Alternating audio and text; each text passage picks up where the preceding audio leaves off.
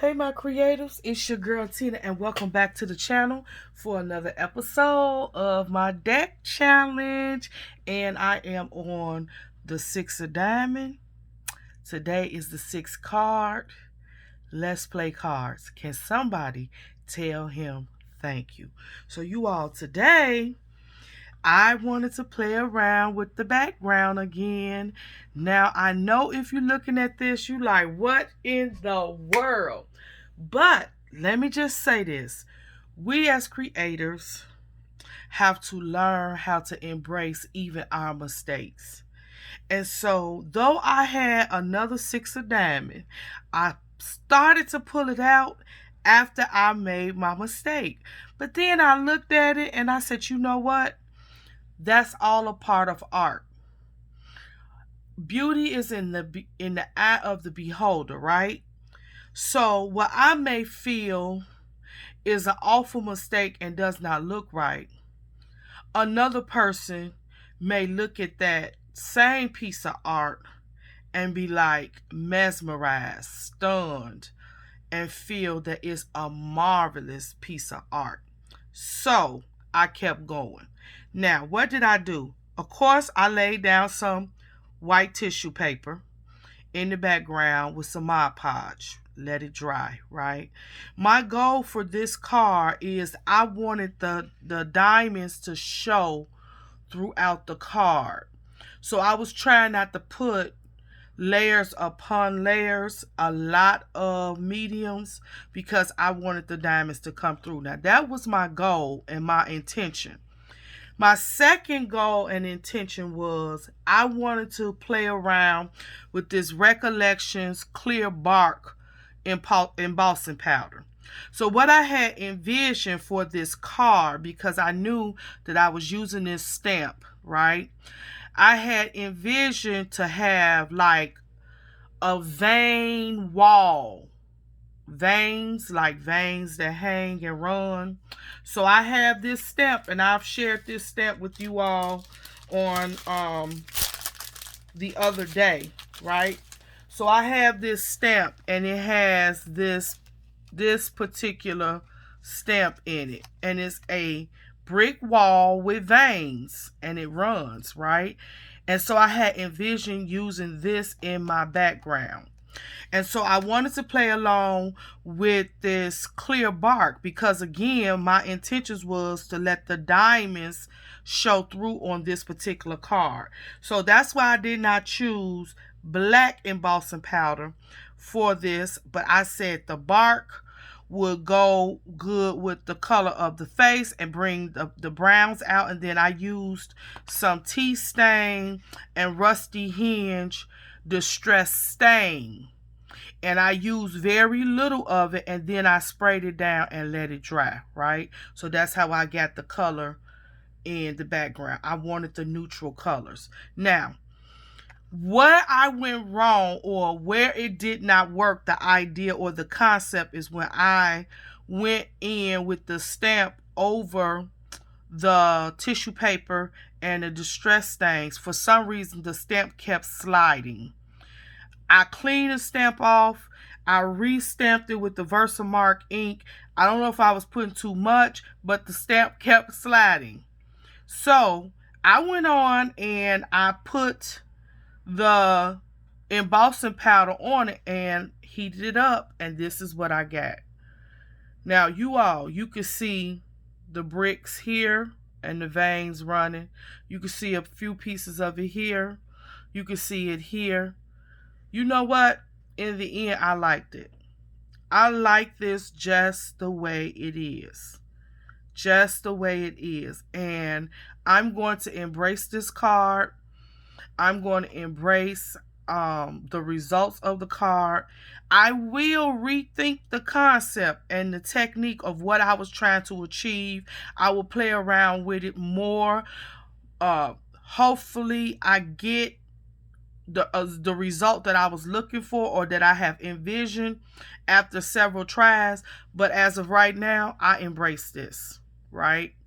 So after I heat embossed, I went in and pulled out my sewing machine and I did some stitching all the way around. Now I brought somebody might be saying why red instead of the black. The red brings out the diamonds because this bark, it does have a great shine, but if you're not like looking real close, you can see the red, but you can't see the red. And this bark has hints of red in it. It has like hints of red, right?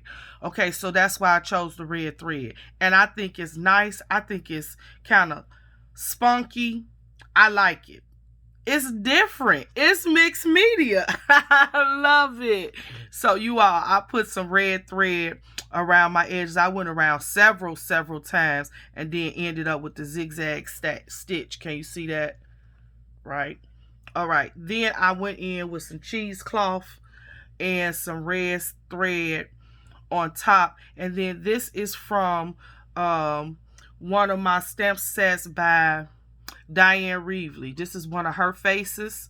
And I pulled out some of my paper from the little baby dolls. What is her name?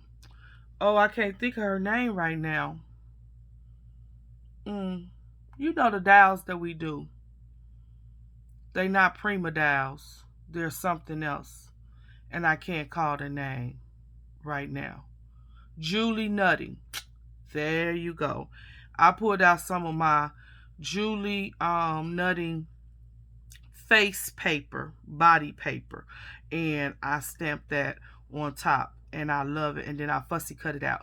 Now here's the thing, you all. When you make die cuts like this, I always go in, and if I'm going to center it or anything like that, first of all, I wanted a little height on here. I didn't want everything to be one level. So the cheesecloth and the thread gave me a little bit of height, right? But this paper is kind of thin. So what I did was I went, after cutting the paper, after stamping and cutting it out, I went and laid it on a piece of little chipboard, right? And cut it out again, and now it gives me the stability, and it's, you know, it's more stable.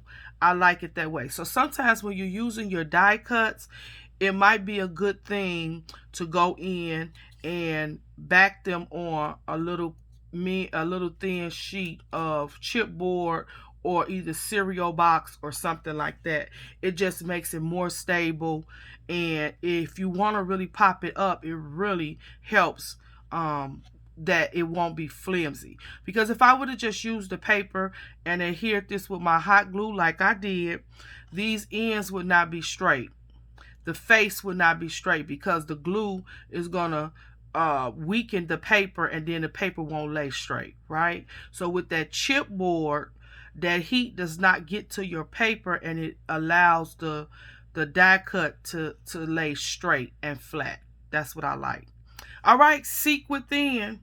It's a lot of things going on in the inside of us, in our mind. We're in the middle of a pandemic.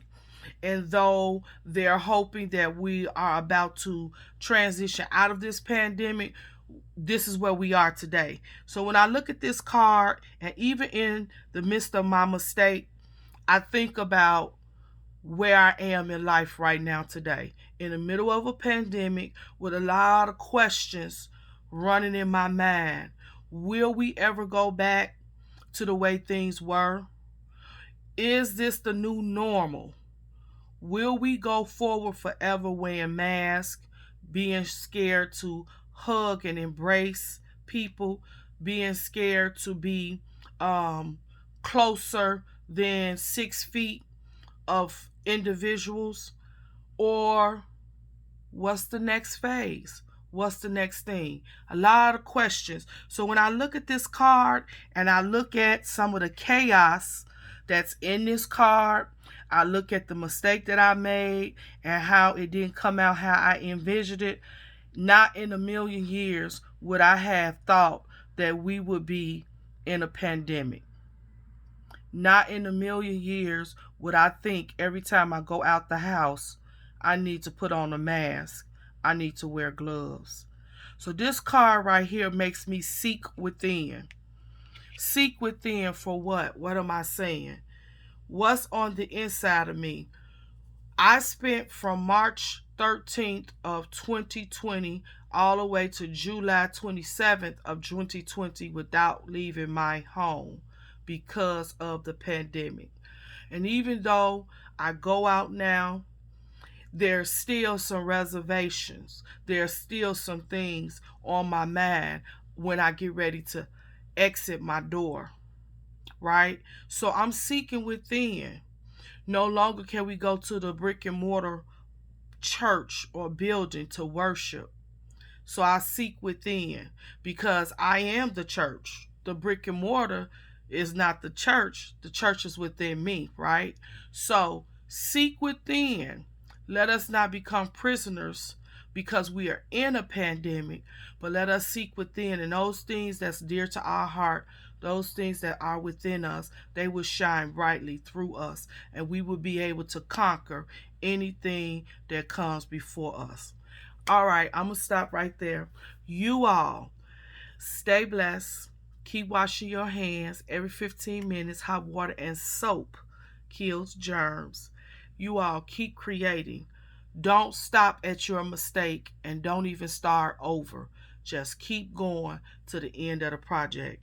And don't forget to seek within. Bless you all. Till next time, I'll see y'all. Have a great day.